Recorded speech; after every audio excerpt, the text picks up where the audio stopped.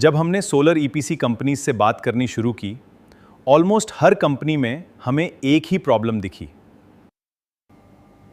Leeds WhatsApp पर, customer details Excel में, quotations अलग अलग फाइल्स में, साइट सर्वे की फोटोज किसी एम्प्लॉय के फ़ोन में है, और प्रोजेक्ट का एक्चुअल स्टेटस सिर्फ ओनर को पता होता था। प्रॉब्लम ये नहीं थी कि टीम काम नहीं कर रही थी, प्रॉब्लम ये थी कि पूरा बिजनेस कनेक्टेड नहीं था।